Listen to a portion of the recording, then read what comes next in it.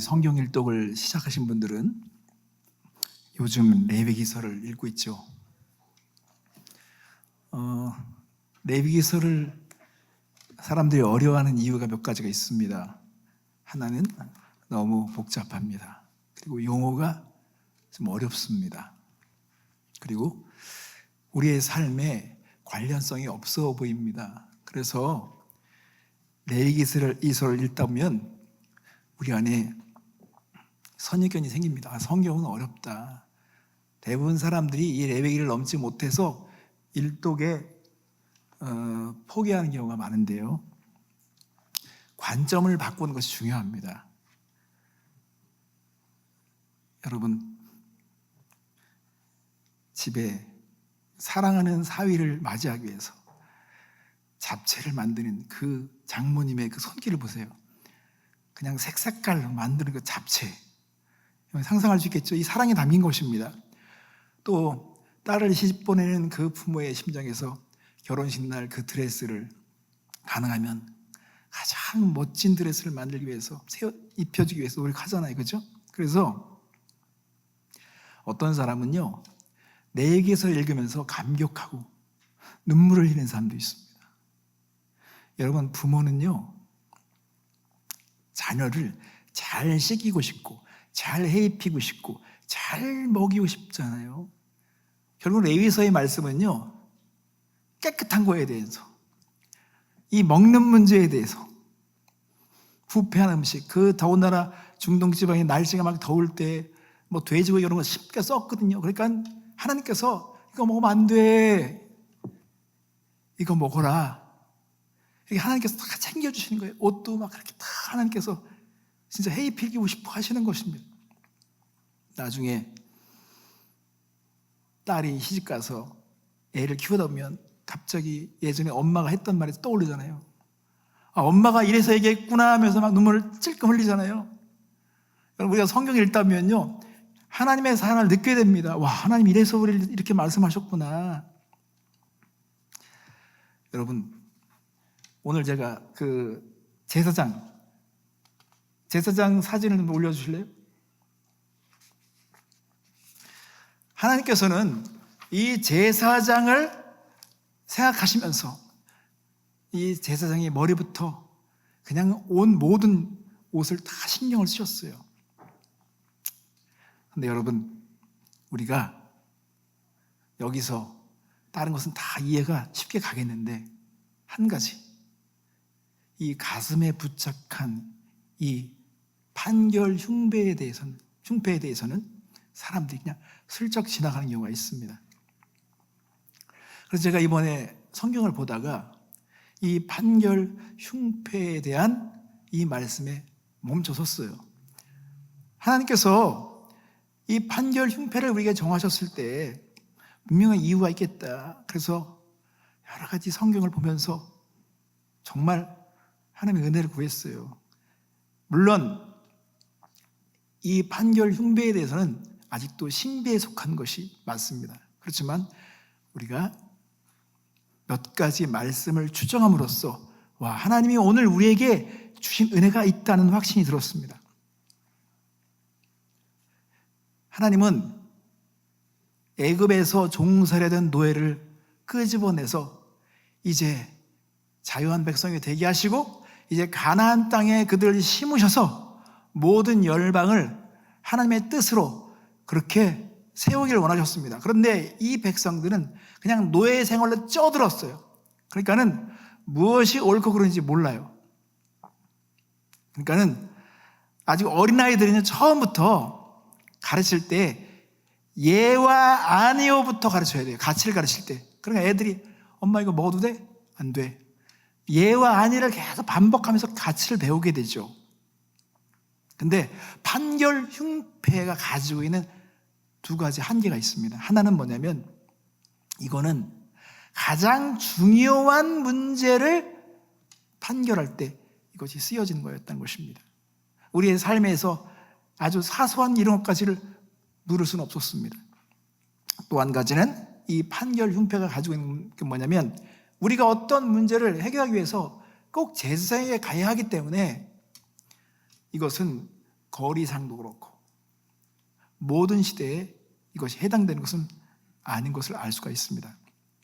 자, 그런데 오늘 이 말씀이 오늘 우리의 삶에 어떤 의미가 있는가, 이것이 우리에게 어떤 말씀으로 받아야 하는가, 이것을 오늘 여러분에게 전하고 싶습니다. 자, 출애굽기 28장 30절이면 너는 우림과 둠밈을 판결 흉배 안에 넣어 아론이 여호와 앞에 들어갈 때 그의 가슴에 붙이게 하라.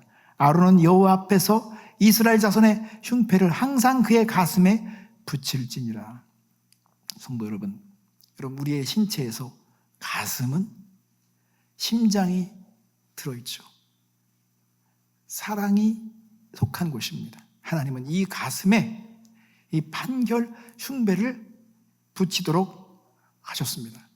그렇다면 우리가 우리의 삶에서 하나님의 뜻을 판단해 갈 때, 하나님의 뜻을 분별해 갈 때에 이 판결 흉패가 주는 중요한 의미가 있다는 것입니다.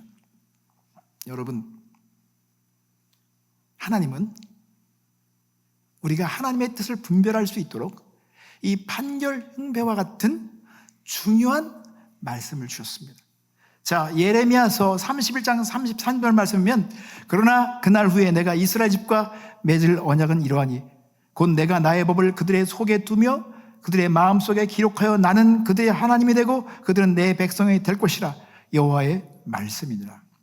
그러니까 우리가 우리의 삶에서 어떤 선택을 하거나 뜻을 분별할 때 중요한 원리 가운데 하나를 말씀하신 것입니다. 자, 여러분, 우리 가슴에, 우리 마음판에 하나님의 법을 세우기를 원하셨어요. 이것은 하나님께서 대수술을 행하시는 것입니다. 구약에 있는 많은 백성들이 하나님의 뜻에 대해 무지하고 우상을 섬기고 그렇게 무지한 백성들처럼 살아갈 때 하나님께서 근본적으로 이들은 안 된다.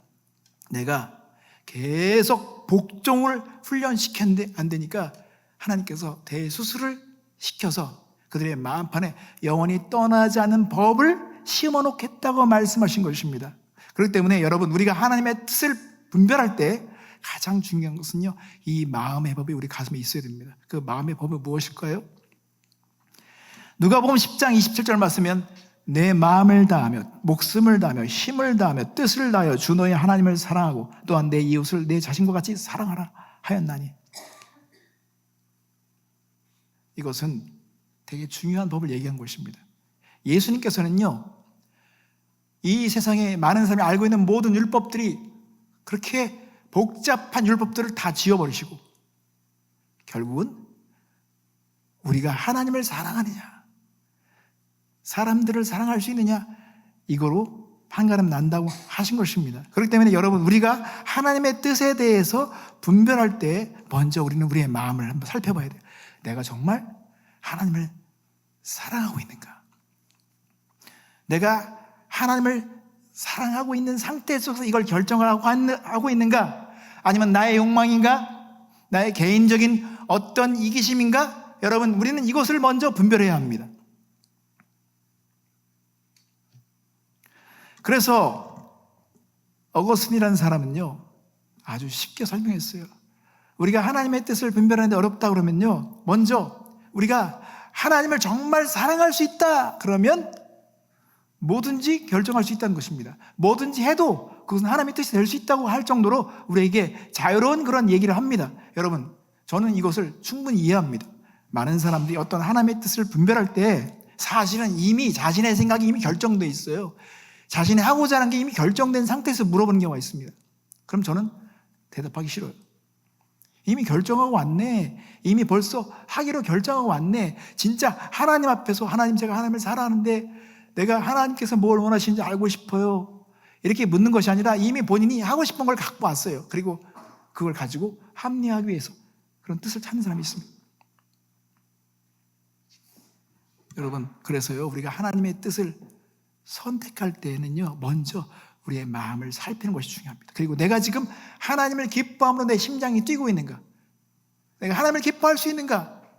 그래서 다윗은 시편 37편 4절 말씀에 또 여호와를 기뻐하라, 그가 내 마음의 소원을 내게 이루어 주시리로다. 여러분, 우리가 하나님을 기뻐하죠? 그러면 하나님은 우리의 길을 인도하시고 우리에게 하나님의 소원을 집어넣어 주실 것입니다. 하나님의 방법은 간단합니다. 우리가 하나님을 기뻐하면요, 우리는요 하나님의 인도하심을 받고 있습니다. 제가 왜 이 미국에 살고 있고 지금 왜 이 IM교에서 목회를 하고 있을까요? 여러분, 제가 하나님을 기뻐했기 때문입니다. 하나님을 사랑했기 때문입니다. 그래서 저는 여기 와 있는 것입니다. 하나님의 영광을 생각하며 교회를 생각하면 마음이 아팠고, 오늘 이 시대의 이민교회를 생각할 때 너무 괴롭고 정말 찢어지는 것 같은 마음이 있어서 정말 하나님을 기뻐하는 가운데, 하나님을 사모하는 가운데 하나님의 그 뜻을 추구하다 보니까 제가 여기 와 있는 것입니다. 우리는 이러한 큰 줄기를 붙들 수 있어야 됩니다. 그렇기 때문에 우리의 가슴에 이런 마음의 법, 하나님께서 정해주신 마음의 법이 있는데 정말 하나님을 사랑하느냐, 이것을 우리 물어야 됩니다. 이런 본성이 있는 자들이 하나님의 뜻을 결정하는 데서 아주 좋은 조건을 가질 수가 있는 것입니다. 여러분, 우리는 기뻐해야 합니다. 기뻐하면 하나님께서 보여주신 것이 있을 것입니다. 두 번째로, 출애굽기 28장 29절에 보면 아론이 성소에 들어갈 때에는 이스라엘 아들들의 이름을 기록한 이 판결 흉패를 마음 가슴에 붙여 여호와 앞에 영원한 기념을 삼을 것이니라. 여기에 이스라엘 아들들의 이름을 기록한 판결 흉패라고 했어요. 그러니까 우리가 제사장의 그 가슴에 12지파의 이름을 기록한 돌덩어리도 있어, 보석이 있었습니다. 그래서 출애굽기 28장 21절이면 이 보석들은 이스라엘 아들들의 이름대로 12이라 보석마다 12지파에 한 이름씩 도장을 새기는 법으로 새기고라고 했습니다. 그러니까 이 12지파에 있는 이름이 새겨진 그 보석들이 들어있는 판결 흉패 그 안에는요 우림과 둠밈을 집어넣었습니다. 그래서 하나님께서 중요한 결정, 하나님 이 전쟁에 참여할까요? 참여해야 됩니까? 아닙니까? 했을 때 하나님께서 그걸 말씀해 주시는 데 있어서, 여러분, 우림은 빛이라는 뜻입니다. 빛이라는 뜻을 가지고 있습니다. 둠밈은 완전하다는 거, 그리고 어떤 정직함 있는 뜻을 가지고 있습니다. 그래서 이 두 가지를 통해서 하나님께서 보여주시는데, 여러분, 그래서 지금 학자들은 여기에 대해서 아직도 확실히 밝혀내지 못하고 있습니다. 하나님은 이것이 우상이 되거나 사람들에게 이상한 것으로 쓰여지길 원치 않기 때문에 여기에 대해서 신비에 속한 것으로 그냥 두신 것입니다. 만약에 이것을 다 사람들이 밝혀서 증명되면 사람은 또 그걸 추구하면서 이걸 또 우상처럼 섬기게 되겠죠. 하나님 이것은 우리에게 그렇게 허락하지 않으셨습니다. 그렇기 때문에 우리는 우리 시대에 이런 뜻을 분별하는 데 있어서 원리를 적용해야 될 것입니다. 자, 그러면 여러분, 이 이스라엘의 12지파의 이름을 기록했다고 한 것을 볼 때 우리는 이 돌덩어리의 이름을 기록했다는 것이 오늘 우리에게 어떤 의미가 있을까요? 여러분, 우리가 하나님의 뜻을 분별할 때 베드로전서 2장 5절 말씀이면 너희는 산돌같이 신령한 집으로 세워지고 예수 그리스도로 말미암아 하나님이 기쁘게 받으실 신령한 제사를 드릴 거룩한 제사장이 될지니라. 성도 여러분, 우리가요 하나님의 뜻을 분별할 때 하나님을 사랑하는 마음, 이 마음의 법을 우리 가슴에 다는 것도 중요한데 더 우리는 확실하게 구분하기 위해서는요 하나님께서 교회에 허락하신 왕 같은 제사장들, 하나님의 그 거룩한 살아있는 돌 같은 성도들, 이 교회 안에서 우리에게 하나님께서 맺어주신 이 사람들이 어떤 것을 분별하는 데 역할을 해줄 거라는 것입니다. 도움을 줄 거라는 것입니다. 그래서 여러분, 소그룹이 중요한 거예요. 소그룹 때에요 여러분들이 어떤 문제를 제시하면 사람들이 거기에 대해서 하나님의 마음을 가지고 얘기해 주잖아요. 그렇죠? 얘기해 주면서 우리는 도움을 받는다는 것입니다. 어떤 사람의 반짝이는 생각들이 있어요. 제가 그거 겪어봤는데 그건 이렇게 생각합니다라고 반짝이는 생각들을, 그 보석 같은 하나님으로부터 연단받으면서 배운 그런 생각들을 사람들이 얘기해 주면서 우리는 그걸 깨닫게 되는 것입니다. 그래서 여러분, 행복을 추구하는 사람의 말을 듣지 마세요. 거룩함을 추구하는 사람의 말을 들으십시오. 가치관이 다릅니다. 행복을 추구하는 사람들의 조언을 듣지 마세요. 거룩함을 추구하는 사람의 조언을 들어야만이 그것이 확실할 가능성이 있습니다. 제가 전에 우리 초창기에 남성들 모임이 있었어요. 남성들 모임.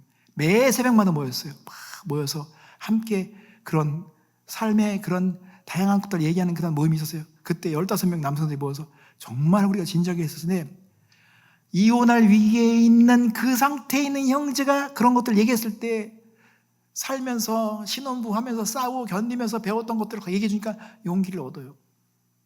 그렇구나. 그래서 견디면서 가정을 버텨내는 역할을 해줬어요.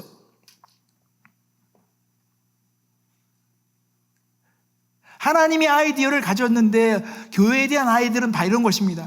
세상은요, 다 행복을 추구하기 때문에 다 어디선가 방황합니다.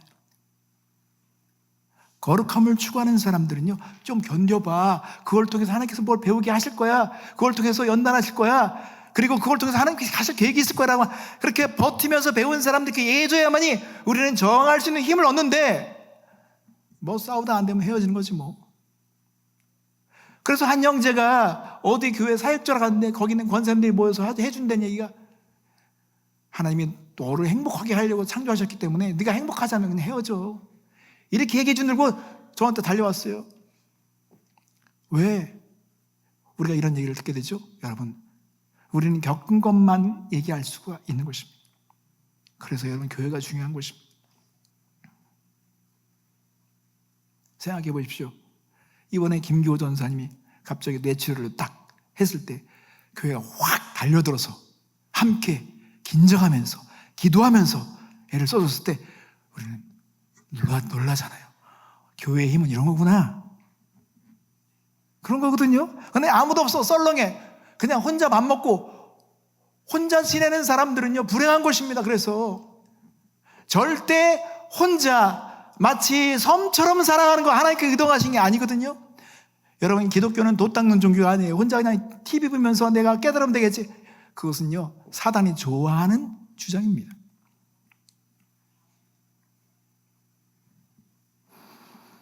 그래서 초대교회는요, 이걸 적용했어요. 자, 우리 IM교회로 보면요, 어느 날 여러분들이 기도하는 가운데 성령님께서 갑자기 이임희 전사님에게 정종원 목사하고 김지수 간사를 파송해라.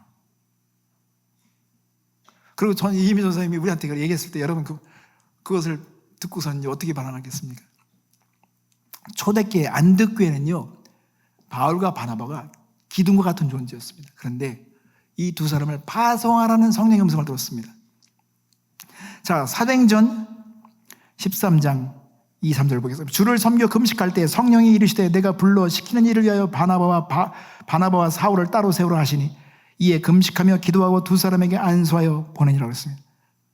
안디옥 교회는요, 그냥 도달지 않았어요. 그냥 믿고 안수하며 파송한 것입니다. 이게 유럽 역사를 바꾸는 중요한 기초가 된 것입니다. 어떻게 이럴 수가 있습니까? 그들은 믿은 것입니다. 하나님의 음성을 믿은 것입니다. 우리가 하나님을 정말 사랑하며 하나님을 기뻐하는 가운데 어떤 문제를 해결하려 했을 때 우리 사랑하는 성도들이 함께 모여서 거기에 대해서 이렇게 얘기를 했을 때, 그런 경험자들과 하나님의 인도를 받은 사람들이 그런 얘기 줬을 때 우리는 그걸 무시하면 안 되죠. 정말 진지하게 들어야 합니다. 편리를 추구하는 사람들 말 듣지 마십시오. 평안을 추구하는 사람의 말을 들으십시오. 하나님과 관계가 중요한 것이기 때문에 하나님께서 이런 것을 통해서 어떤 것을 연단하기 원하시는지 이걸 볼 수 있는 눈을 가진 사람들의 말을 들으면 되는 것입니다. 그냥 사람들이 계속 장소만 바뀌지 그 사람 자체가 바뀌지 않는 이유는 그들이 자신의 속한 곳에 지혜로운 사람들을 보지 못하는 것입니다. 그래서 여러분, 성경은 계속 이 원리를 말하고 있습니다. 마태복음 18장 19절부터 20절 말씀에 예수님께서 진실로 다시 너에게 이르노니 너희 중에 두 사람이 땅에서 합심하여 무엇이든지 구하면 하늘에 계신 내 아버지께서 그들을 위하여 이루게 하시리라. 두세 사람이 내 이름으로 모인 곳에는 나도 그들 중에 있느니라고 했습니다. 그래서 사람들은 이런 말씀을 대할 때도 두세 사람이 모이면 있다고 그랬으니까 우리 두세 사람 모였지, 그럼 여기 하나님께서 있겠다고 했으니까 우리 주장하자. 여러분, 그것은요, 말씀을 무시한 것입니다. 주님께서 두세 사람을 말씀하셨을 때 이 말씀하신 그 전의 말씀의 상황을 보시면 됩니다. 그 두세 사람의 퀄리티가 어떤 사람인가? 그냥 무조건 두세 사람 모이면 주님이 함께 하시는 것이 아니라 그 두세 사람의 퀄리티가 어떤 사람인지를 예수님께서 말씀하셨습니다. 어떤 사람이 범죄했어요. 죄를 졌어요. 근데 교회는 벌써 처음부터 막 떠벌리죠. 그렇지 않아요. 어떤 한 사람이 조용히 그 사람에게 찾아가서 그 사람을 보호해주면서 그 사람을 돌이키려고 애를 씁니다. 그래서 받아들이지 않으니까 그 사람이 또 나와 같은 관점을 가진 사람을 또 같이 데리고 가서 그 사람을 좀 도와주려고 하는데 이 사람을 거부해요. 이렇게까지 어떤 정말 하나님의 뜻 안에서 그를 보호하려고 하면서 그를 교정해 시키고 싶어하는 이런 사람들이 교회에 있어야 하는 것입니다. 우리는 교정해 주기 전에 이미 소문이 다 나 있어요. 이런 마음과 이런 영적인 질서를 가지고 살아가려는 사람이 두세 대 모이잖아요. 하나님이 도와주겠다는 것입니다. 함께 해주겠다는 것입니다.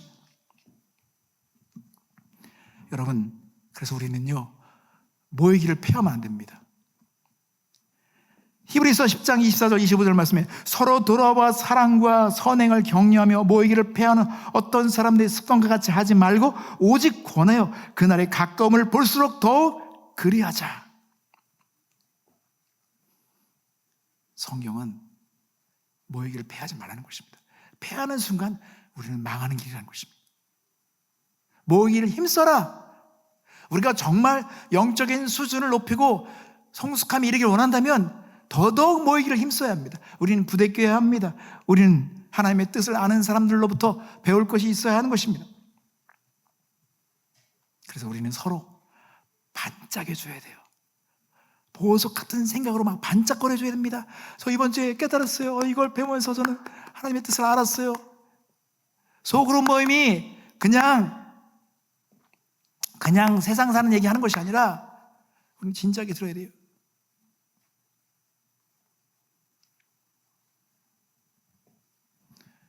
우리가 이런 경험이 있어야만이 하나님께서 이 소그룹을 통해서 우리를 만져주실 것입니다. 원스톱으로 끝나는 소그룹이 되면 안 되죠. 그래서 3월 달에 우리 전체가 모일 겁니다. 우리 마게도니아 봄을 지금 하고 있는데 이 마게도니아 봄이 끝나면 종강 파티처럼 여기서 모일 거예요. 이제 모일 거예요. 수요일 날 모여서 함께 식사하면서 파티할 겁니다. 우리 함께 교제를 해야 하는 것이 하나님의 뜻입니다. 자, 여러분, 그런데 이 판결 흉패가 우리에게 하나님께서 주신 의미가, 그래, 우리 가슴과 마음에는 새로운 법이 형성되어야 된다. 하나님을 정말 사랑하는 마음이 있어야만이 뜻을 분별하는데 용이하다. 그리고 우리는 12보석과 같은 사람들이 우리 주변에 있어야 된다. 그들의 그 반짝이는 생각에 도움을 받을 수 있도록 하나님께서 배려하신 것입니다. 하나 더 말씀드리겠습니다. 여러분, 그렇다면 우리가 지금 이 시대에 하나님께서는 이 성경 말씀을 주셨잖아요. 그렇죠? 이걸 주신 거예요. 우리가 하나님의 마음의 법을 가지고 하나님을 사랑하는 것도 있어야 되고, 우리 주변에 있는 사람들의 그런 반짝이는 생각에 도움을 받을 수 있지만, 그러나 여러분, 더 중요한 것은 영원히 변하지 않은 이 말씀을 우리가 더 많이 알고 있어야만이 우리가 하나님의 뜻을 분별하는데 되게 좋은 조건을 가지고 있다는 것입니다. 그래서 여러분, 우리는 말씀의 가르침을 계속 받아야 합니다. 왜냐하면 말씀은 오류가 없기 때문에 그렇죠. 시편 119편 105절 말씀, 104절부터 105절 말씀, 주의 법도들로 말미암아 내가 명철하게 되었으므로 모든 거짓 행위를 미워하나이다. 주의 말씀은 내 발의 등이요 내 길의 빛이니이다.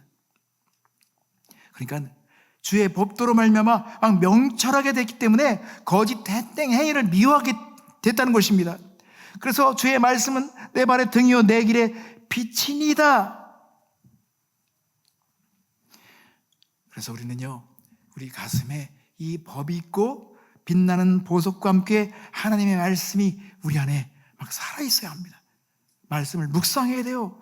묵상해서 그 말씀의 가치로 우리가 물들어야 됩니다. 우리의 본성이 막 물들어야 됩니다.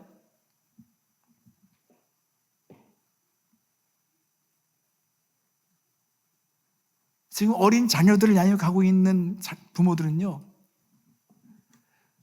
나중에 이 아이들이 중요한 문제를 가지고 막 선택하려는 그 시기에 뭘 선택하면 이미 늦은 겁니다. 여러분, 본성을 길들여야 돼요. 하나님을 사랑할 수밖에 없는 본성을 만들어놔야 돼요. 그래야면 그 선택하는 모든 것들이 그들이 정말 하나님을 사랑하는 쪽으로 가겠죠. 근데 삶은 완전히 엉망이고 막 그런데 결혼 앞두고 나와가지고 이 남자하고 결혼하고 싶은데 어떻게 하나님의 뜻을 알려달라 그래요. 아마 대부분 다 본인이 결정했을 것입니다. 저도요, 한 두서너 번 그런 적 있습니다. 어떤 자매들이 하나님이 확답을 하셨대. 저 결혼하는 게 확답을 하셨대. 근데 제가 딴 여자하고 살고 있잖아요. 우리가 정말 하나님의 뜻 안에서 우리가 정말 그 진리의 말씀으로 학습되고 가치가 막 물들어진 상태 속에서 어떤 걸 하기보다는 그냥 말씀을 가져와가지고 자기 합리화하는 이런 생각들이 있는 것을 볼 수가 있습니다. 그래서 여러분, 우리는요, 이제 하나님의 뜻을 분별하기 위해서 가슴의 법과 12보석을 우리가 정말 지닌 상태 속에서 말씀을 묵상하잖아요. 너무 좋은 조건이죠. 여러분, 그런데 여러분에게 몇 가지 또 요구할 게 있습니다. 그렇지만 여러분, 끊임없이 겸손함으로 하나님을 기대하는 마음이 있어야 합니다. 자, 야고보서 1장 5절부터 7절 말씀 보겠습니다. 너희 중에 누구든지 지혜가 부족하거든 모든 사람에게 후히 주시고 꾸짖지 아니하시는 하나님께 구하라. 그리하면 주시리라. 오직 믿음으로 구하고 조금도 의심하지 말라. 의심하는 자는 마치 바람에 밀려 요동하는 바다 물결 같으니 이런 사람은 무엇이든지 죽게 얻기를 생각하지 말라. 하나님은 정말 하나님을 신뢰하는 사람을 좋아하십니다. 하나님을 신뢰하는 이 믿음의 언어는 영원한 언어가 될 것입니다. 그리고 하나님 앞에서 우리는 정직해야 합니다. 두 마음을 품어서는 안 됩니다. 하나님의 뜻을 분별하는 데 있어서 하나님은 이중적인 사고를 되게 미워하십니다. 자, 잠언 11장 3절 말씀엔 정직한 자의 성실은 자기를 인도하거니와 사악한 자의 패역은 자기를 망하게 하느니라. 주님, 뭘 원하십니까? 나에게 무엇이 좋은 것입니까? 말씀해 주세요. 근데 주님은 그렇게 말씀하신 사람의 마음을 보시죠.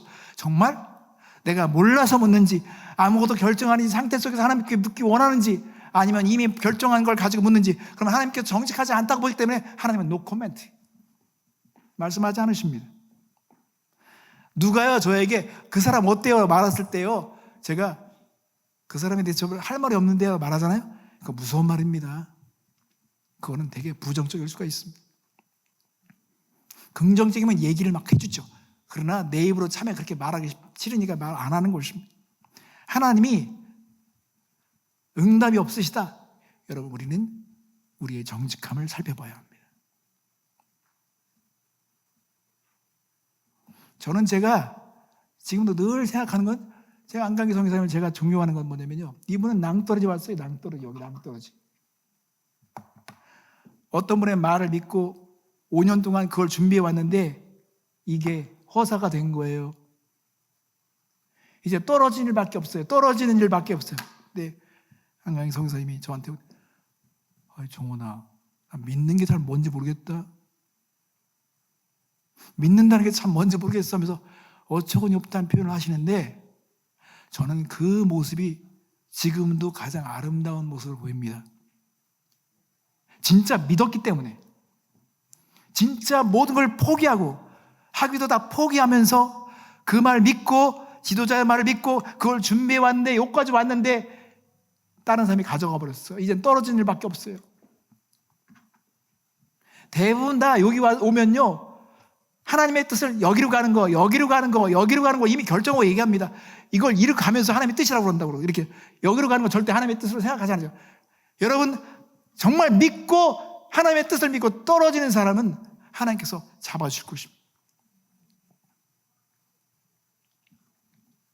그래서 사도 바울은 이걸 안 것입니다. 여러분, 여러분을 드릴 수 있어야 합니다. 여러분을 하나님께 제사로 드릴 수 있어야 합니다. 로마서 12장 1절부터 2절 말씀. 그러므로 형제들아, 내가 하나님의 모든 자비하심으로 너희를 권하노니 너희 몸을 하나님 기뻐하시는 거룩한 산 제물로 드리라. 이는 너희가 드릴 영적 예배니라. 너희는 이 세대를 본받지 말고 오직 마음을 새롭게 함으로 변화를 받아 하나님의 선하시고 기뻐하시고 온전하신 뜻이 무엇인지 분별하도록 하라. 우리가 권리를 내려놓고 하나님 정말 알고 싶습니다. 하나님이 원하시는 것 무엇인지 알고 싶습니다. 정말 권리를 내려놓고 내가 정말 나를 하나님께 드리잖아요. 그러면 하나님은 기꺼이 알려주실 것입니다. 기뻐하신 뜻이 무엇인지, 선하신 뜻이 무엇인지, 온전하신 뜻이 무엇인지를 알려주실 것입니다. 성도 여러분, 저는 IM교회 사랑하는 성도 여러분들이 정말 보석같이 빛나는 사람들 되기 원합니다. 여러분을 만나는 사람들이 충격을 받아야 됩니다. 어떻게 저렇게 깊은 사람이 있을까? 어떻게 저렇게 하나님의 말씀에 대해서 저렇게 이해가 깊으신 사람이 있을까?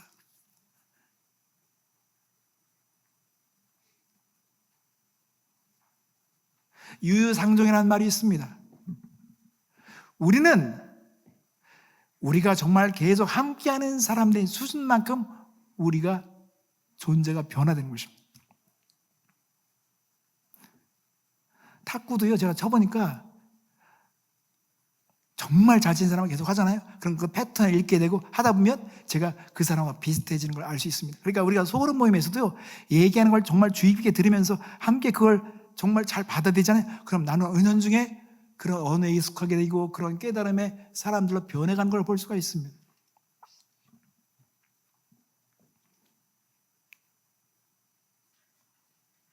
여러분, 이제 우리는 우리의 가슴에 왕같은 제사장이라면 우리의 가슴에 마음의 법이 있어야 됩니다. 하나님 사랑합니다. 마음과 뜻을 다해서 하나님 사랑할 것입니다. 그리고 내 주변에는 보석 같은 그렇게 빛나는 생각으로 있는 그런 사람들이 함께 있을 때 우리는 하나님의 뜻을 분별하는데 좋은 조건을 갖게 될 것입니다. 그리고 여러분 개인적으로 말씀을 묵상해 가십시오. 묵상해 갈 때 이 말씀을 묵상하는 것이 여러분의 가치를 바꿔놓기 시작해야 합니다. 물들어야 합니다. 내가 이미 정한 생각을 가지고 대하는 것이 아니라 하나님 여기서 내 모습을 보게 해주세요.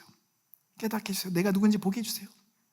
오늘 아침에도 제가 묵상했어요. 마리아가 여러분 예수님의 발치 앞에 앉았을 때 그냥 마리아는 본능적으로 발치 앞에 앉는 사람이에요. 그러니까 제자들이 볼 수 없는 걸 보는 여인이에요. 그러니까 발치 앞에 앉을 줄 알아야만이 예수님의 발에 부을 수 있는 것이 있다는 걸 아는 것입니다. 제자들은 기적도 경험하고 오묘한 말씀도 다 들었어요. 그런데 예수님이 십자가로 가시는 걸 그들은 눈치채지 못했습니다. 근데 그 여인은 발치 앞에 듣다 보니까 이분이 죽으려고 그러네? 이분 죽을 것 같으네? 그럼 마지막에 내가 이분에게 뭘 해드릴까? 그냥 다 쏟아붓는 것이죠. 오라베가 죽어도 그냥 발치 앞에 앉는 겁니다. 내 이런 죽음을 왜 믿어? 내 오빠가 죽는데도 나타나지 않는 이 죽음을 내가 왜 믿어? 그게 아니죠. 그냥 발치 앉아서 주님, 그런 존재들이 정말 하나님께서 기억되는 존재로 되게 하시는 것입니다. 복음이 전파되는 곳에 이 여인의 한 일을 내가 꼭 알려주겠다. 우리는 그런 정말 성경에서 말하는 그런 보석 같은 존재들로 변해갔으면 좋겠습니다. 우리 속으로 모임에서 반짝반짝거리는 생각도 있었으면 좋겠습니다. 함께 기도하겠습니다.